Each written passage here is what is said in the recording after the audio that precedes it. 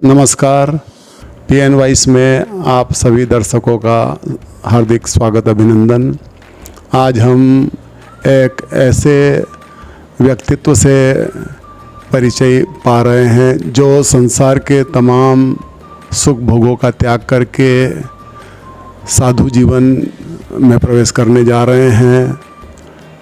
संसार के तमाम भोगों को जिन्होंने दुख का कारण समझ करके शाश्वत सुख को प्राप्ति के लिए जैन दर्शन में संयम अंगीकार करने का जो विधान है, उस विधान का अनुसरण करके अपने गुरु के प्रति अपने जीवन को समर्पित करने जा रहे हैं।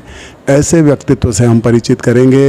यह हैं जावरा के मूल निवासी, हाल मुकाम मुंबई में रहने वाले थांदला के दामाद श्री विनय कुमार जी चपड़ौत, जो आज अपने ससुराल थांदला में पधारे। उनका समस्त जैन समाज की ओर से ऐतिहासिक सम्मान किया गया। आज हम उनसे इस बारे में कुछ पूछ करके जैन दर्शन में जो दीक्षा का विधान है, उस विधान को समझने की कोशिश करेंगे। जय जिनेंद्र। जय जिनेंद्र।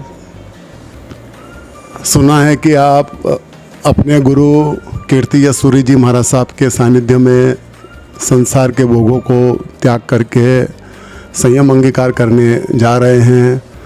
तो दर्शक ये जानना चाहते हैं कि दीक्षा क्या है और आप इस संसार के भोगों का त्याग क्यों कर रहे हो? दीक्षा का मतलब है संसार के सभी भोग सुखों का त्याग करके कम से कम ज़रूरत में अपना जीवन व्यतीत करना। पैदल चलना, हाथों से लोच करना, ये सब दीक्षा जीवन का सबसे बड़ा वो है।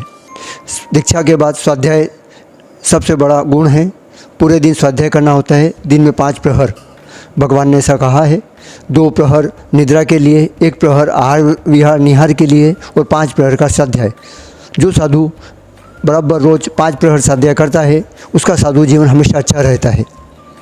दीक्षा का मतलब है कोई मेरा माता पिता नहीं, पूरा विश्व मेरा माता पिता है। दीक्षा का मतलब है मुझे कोई जीव से वैर नहीं है, सभी जीव से मैत्री है। भगवान महावीर ने कहा है जियो और जीने दो। मैं उसी सिद्धांत पर आगे चलूँगा, किसी भी जीव मात्र को तकलीफ़ नहीं दूंगा। यही मेरा हमेशा उद्देश्य रहेगा। अवध्य का भाव, 10 प्रकार का समर्थ धर्म, उसका पालन करना है और उसी में अलग रहना है मुझे। मिट्टी में सर्व भूयसु का संदेश लेकर के आप संयम को अंगीकार करने जा रहे हैं। आप कह रहे हैं कि संसार के किसी भी जीव को दुखी नहीं करना। तो आप संयम के पथ पर जा रहे हो, तो आपके घर पे आपकी धर्म सहायिका, आपके बच्चे, उनको आप क्या दुखी करके नहीं जा रहे हो? नहीं, वो दुखी नहीं, वो भी समझते हैं सही मार्ग यही है। उनको भी समझाया है, वो भी व्याख्यान सुनते हैं, समझते हैं। उनको धर्म का मतलब समझ है। उनको कुछ कर्म का उदय होगा कि वो जब चार्जर नहीं ले सकते, लेकिन धर्म की समझ उनके पास पूरी है। सही मार्ग यही है, वो जानते हैं। इसीलिए उन्होंने मुझे अनुमति दी है और वो अंतराय नहीं किया मुझे। आपको घर के लोगों ने अनुमति दी है या आपने उनसे ज़बरदस्ती अनुमति ली है? क्या आपने दीक्षा लेने की जिद करके घर के लोगों को अनुमति के लिए विवश तो नहीं किया है? बिल्कुल नहीं, सब ने स्वेच्छा से अनुमति दी है। सब आज भी मेरे साथ बहुत खुश हैं।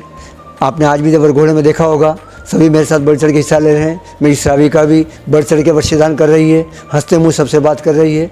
मैंने किसी के साथ ज़बरदस्ती नहीं की है। साधुत्व को अंगीकार करना यानी संसार से भाग जाना। तो क्या आप संसार से भाग तो नहीं रहे हो? संसार से दुखी होकर के दीक्षा ले रहे हो? मतलब आपका मकसद क्या है दीक्षा लेने का? दीक्षा लेना वीरों का काम है, कायरों का काम नहीं। जो वीर सिंह की तरह दीक्षा लेकर सिंह की तरह पालन कर सके, वही दीक्षा का सही अर्थ समझा है।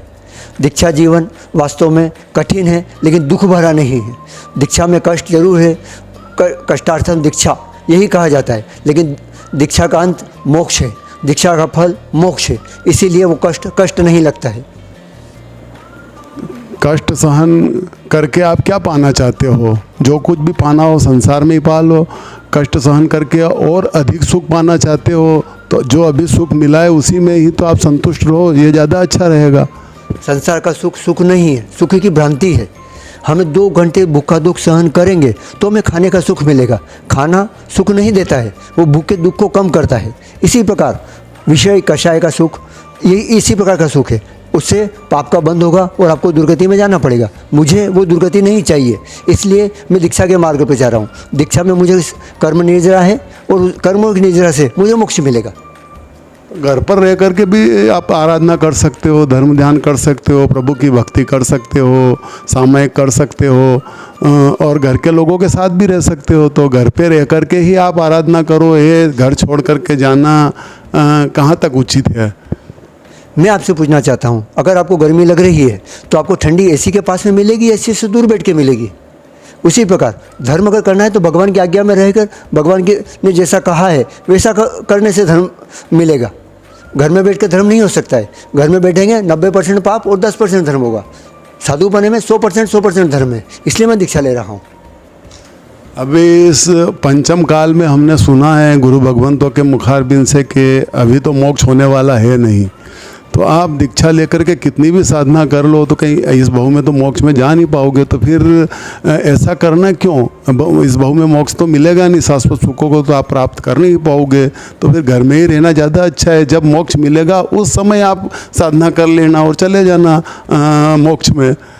मोक्ष एक भाव की साधना से नहीं मिलता है, उसके लिए अनंत भाव तक साधना करनी पड़ती है। आज मैं मेरा महल बनाने के लिए पाया खोद रहा हूँ, बिना पाया खोदे मैं महल नहीं बना सकता हूँ। इसलिए मुझे इसी भाव में दीक्षा लेना है, मैं आगे अगले भाव में अपनी साधना को आगे बढ़ाकर मोक्ष को प्राप्त कर सकूँ। बहुत बहुत धन्यवाद। आपने भाव वैरागी भाई विनय जी चपड़ोत के भावों को अच्छी तरह से सुना। उनका वैराग्य कितना दृढ़ है, उनकी देव गुरु और धर्म के प्रति कितनी असीम आस्था है। आप निश्चित ही अपने पथ पर आगे बढ़ो, यही हमारी आपके प्रति शुभकामनाएं हैं। आप इस जगत के लोगों को क्या संदेश देना चाहोगे? सभी जैन धर्म भाइयों से मेरा एक ही अनुरोध है, आप सभी जैन धर्म को समझें, इस संसार का स्वरूप समझें। संसार असार है, आपने बहुत बार सुना होगा, लेकिन उसका अनुभव कीजिए। गुरु भगवंतों के सानिध्य में जाइए, उनसे परिचय कीजिए, धर्म को समझिए। संसार वास्तव में असार है, आपको समझ में आ जाएगा, आप भी दीक्षा के मार्ग पर आगे बढ़ेंगे। बहुत बहुत धन्यवाद। PN ग्रुप को भी बहुत बहुत धन्यवाद। हमारे भाव वैरागी विनय जी चपड़ोत को भी बहुत बहुत धन्यवाद। हमने उनके भाव को सुना। धन्यवाद। जय जिनेंद्र। नमस्कार।